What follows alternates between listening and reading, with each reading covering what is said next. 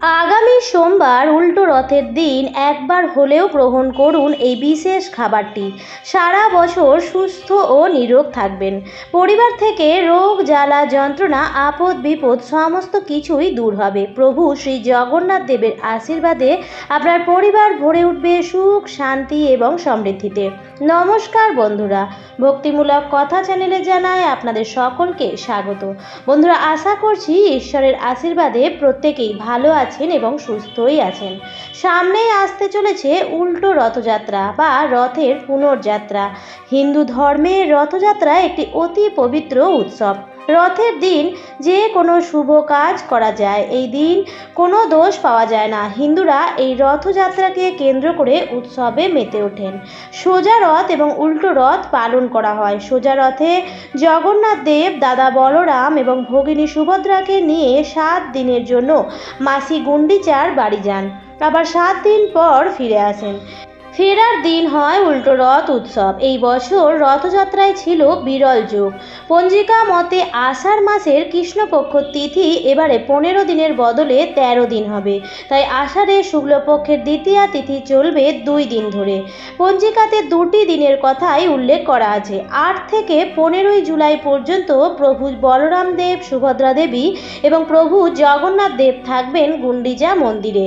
এরপরই 16ই জুলাই রয়েছে উল্টো রথ। সেদিন মাসির বাড়ি থেকে নিজ গৃহে ফিরবেন জগন্নাথ দেব, সুভদ্রা দেবী এবং বলরাম দেব।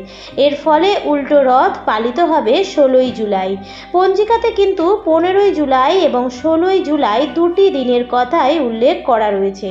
গোস্বামী মতে 15ই জুলাই সোমবার এবং স্মার্ত মতে 16ই জুলাই মঙ্গলবার উল্টো রথযাত্রা পালন করা হবে। বন্ধুরা, যেদিনে আপনারা উল্টো রথযাত্রা পালন করুন না কেন, সেই দিনই অর্থাৎ উল্টো রথযাত্রার দিনেই আপনারা এই খাবারটি অবশ্যই খাবেন। এর ফলে সারা বছরও নিরোগ থাকবেন, প্রভু জগন্নাথ দেবের আশীর্বাদ পাবেন। তাই আমার সকল দর্শক বন্ধুদের অনুরোধ করব, ভিডিওটি একদমই স্কিপ না করে সম্পূর্ণ দেখবেন। দেখার পর যদি ভালো লাগে তাহলে অবশ্যই লাইক করবেন এবং কমেন্টসে লিখবেন জয় প্রভু জগন্নাথ দেবের জয়। এবং বন্ধুরা, অবশ্যই ভিডিওটি শেয়ার করবেন আপনাদের নিকট আত্মীয় স্বজন এবং বন্ধু বান্ধবদের সাথে। চলুন বন্ধুরা, আসা যাক মূল পর্বে।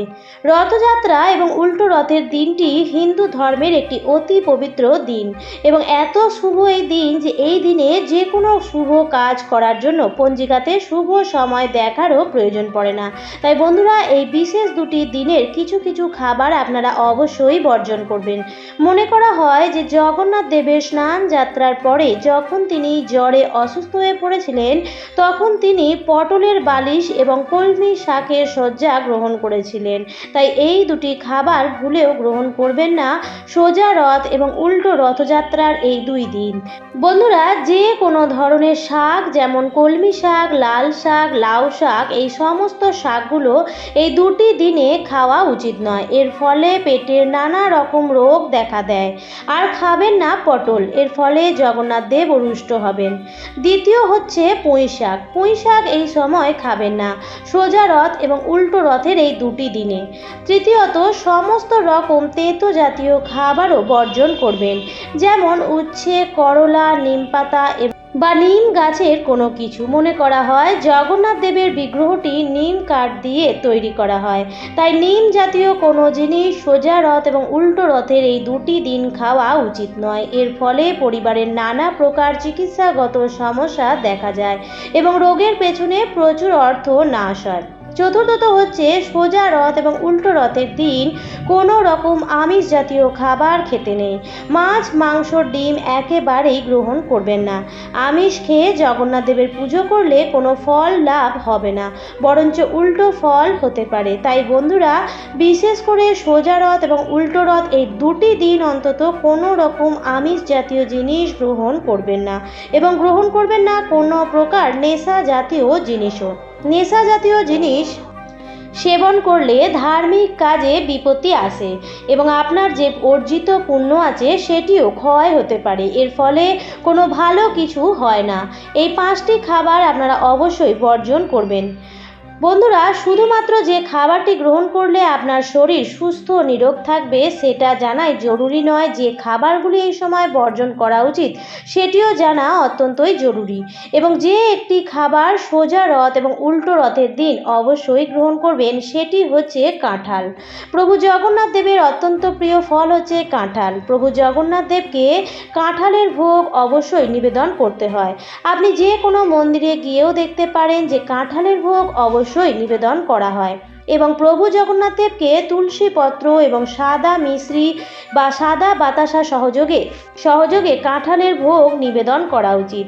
যদি সোজা রথের দিন আপনি কোনো কারণবশত নিবেদন করতে না পারেন তাহলে উল্টো রথের দিনও আপনি বিশেষ এই ফলটি বাড়িতে নিয়ে আসবেন এবং প্রভু জগন্নাথ দেবকে কাঁঠালের ভোগ অবশ্যই নিবেদন করবেন। তার সাথে আপনি আপনার সাধ্যমতো নৈবেদ্যও সাজিয়ে দিতে পারেন, কিন্তু সাদা মিশ্রি এবং সাদা বাতাসা অবশ্যই দেবেন। শুধুমাত্র ফলের ভোগ জগন্নাথ দেবকে দেওয়া যায় না। যদি জগন্নাথ দেবের বিগ্রহ আপনার ঘরে না থাকে তাতেও কোনো অসুবিধা নেই বন্ধুরা।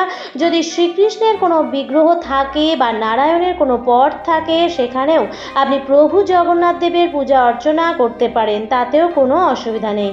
জগন্নাথ অর্থাৎ জগতের নাথ যিনি, প্রভু জগন্নাথ দেবকে নারায়ণের অবতার শ্রীকৃষ্ণের আর এক রূপ বলে মনে করা হয়। তাই যেখানে আপনি পুজো করছেন সেখানে আপনি প্রভু জগন্নাথ দেবের রূপের উদ্দেশ্যে কাঁঠালের ভোগ নিবেদন করতে পারেন। তবে কাঁঠালের ভোগ নিবেদন করার আগে বিশেষ খেয়াল রাখবেন, আপনি গোটা কাঁঠাল নিয়ে আসবেন এবং গোটা কাঁঠালের ভোগ লাগাবেন। কাঁঠালের সাথে কিছু মিষ্টি জাতীয় জিনিস অবশ্যই নিবেদন করবেন এবং তুলসী মঞ্জুরি অবশ্যই নিবেদন করবেন, কারণ তুলসী মঞ্জুরি জগন্নাথ দেবের অত্যন্ত প্রিয়। তার অভাবে তুলসী পাতাও নিবেদন করতে পারেন। জগন্নাথ দেবকে যে ভোগ এবং জল অর্পণ করবেন সবেতেই তুলসী পত্র বা তুলসী মঞ্জুরি নিবেদন করবেন।